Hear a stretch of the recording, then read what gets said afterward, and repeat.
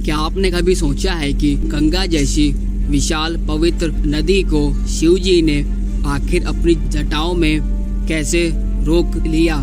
क्या यह बस एक पौराणिक कथा है या इसके पीछे छिपा है कोई वैज्ञानिक और आध्यात्मिक संकेत? क्या शिव जी के बिना गंगा धरती पर आ पाती, और अगर गंगा को शिव न रोकते तो क्या होता? इस वीडियो में हम जानेंगे गंगा माता की उत्पत्ति, उनका स्वर्ग से धरती तक का रहस्यमय सफर, शिव जी की अद्भुत भूमिका और उनके जटाओं में गंगा का समाना, और इसका वैज्ञानिक, आध्यात्मिक और पर्यावरणीय महत्व। तो बने रहिए अंत तक, क्योंकि यह कहानी केवल एक इतिहास नहीं, एक चेतावनी भी है। गंगा केवल एक नदी नहीं है, वह ब्रह्मा के कमंडल से निकली एक दिव्य शक्ति है। पौराणिक मान्यताओं के अनुसार जब भगवान विष्णु ने वामन रूप में राजा बलि से 3 पग भूमि मांगी तो उनका एक पग ब्रह्मांड को पार कर गया। ब्रह्मा ने उनके चरणों को पवित्र जल से धोया, वही जल गंगा बनी। ब्रह्मा जी ने इस जल को स्वर्ग में स्थापित किया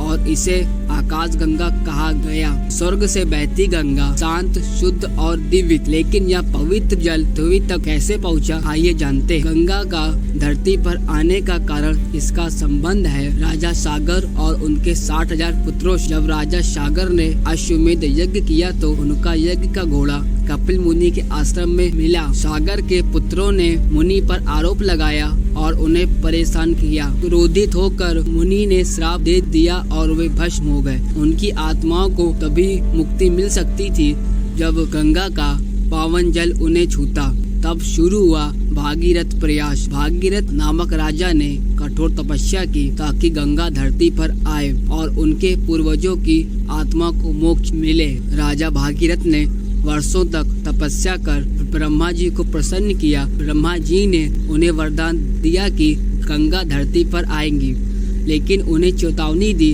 गंगा इतनी वेगवान है कि पृथ्वी इसका भार नहीं सह पाएगी, उसे कोई संभालने वाला चाहिए।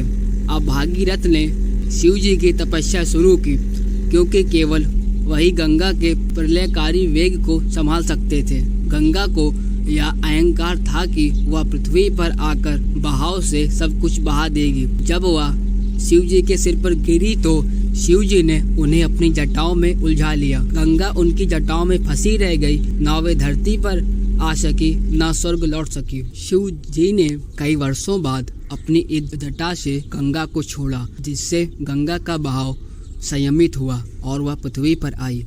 यही कारण है कि शिव को गंगाधर कहा जाता है, गंगा को धारण करने वाला। शिव जी की एक जटा से निकलकर गंगा 3 धाराओं में विभक्त हो गई। पहला स्वर्ग में बहती एक धारा, दूसरा धरती पर बहती दूसरी धारा भागीरथी, और तीसरी धारा पाताल की ओर जो सागर की ओर बहती है। इसलिए अगर शिव जी गंगा को ना रोकते तो क्या होता? कल्पना कीजिए कि गंगा बिना नियंत्रण के धरती पर उतरती, पूरा हिमालय बह जाता, गांव शहर डूब जाते, मानवीय सभ्यता तबाह हो जाती। गंगा जल का रूप इतना विनाशकारी होता, और यही गंगा जब संयमित होती है तो जीवनदायिनी बनती है। यहाँ एक गहरी सीख है, शक्ति जब संयम में होती है तभी वह कल्याणकारी होती। क्या इसका कोई वैज्ञानिक आधार भी है? हाँ, गंगा का उद्गम स्तर गंगोत्री ग्लेशियर हिमालय की ऊंचाइयों से बहती है। यह नदी प्राकृतिक रूप से उस जटिल संरचना से निकलती है जिसे हम शिव की जटाएं कह सकते। पर्वतीय रास्तों से होकर नीचे आती धाराएं रुक रुक कर बहती हैं, ठीक वैसे ही जैसे शिव जी ने गंगा को संयम में बहने दिया। गंगा जल में पाए जाते हैं अनोखे बैक्टीरिया फेज जो उसे लंबे समय तक शुद्ध रखते हैं। यह भी उसके दिव्यता का वैज्ञानिक प्रमाण है। आज हम उसी गंगा को प्रदूषण से मार रहे हैं। फैक्ट्रियों का केमिकल वेस्ट, प्लास्टिक कचरा, धार्मिक कूड़ा, नलों का पानी। शिव जी ने गंगा को बचाया, अब क्या हमारी जिम्मेदारी नहीं है कि हम भी उसे बचाएं? गंगा की कथा हमें यह सिखाती है कि धार्मिक भावना के साथ साथ पर्यावरणीय जिम्मेदारी भी जरूरी है। अगर ऊर्जा कंट्रोल में ना हो तो वह विनाशक बन सकती है। लेकिन जब चेतना उसे नियंत्रित करती है तो वही ऊर्जा जीवनदायिनी बनती है। यह कथा केवल नदी की नहीं, मानव मन की भी है। गंगा माता शिव की जटाओं में समाई ताकि धरती पर जीवन बच सके। आज हमें फिर से उसके संतुलन की आवश्यकता है। क्या हम फिर से किसी शिव की प्रतीक्षा कर रहे हैं या हम खुद अपनी जिम्मेदारियां निभाएं?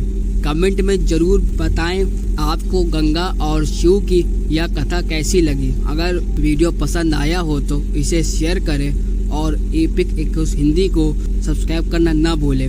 हर हर महादेव।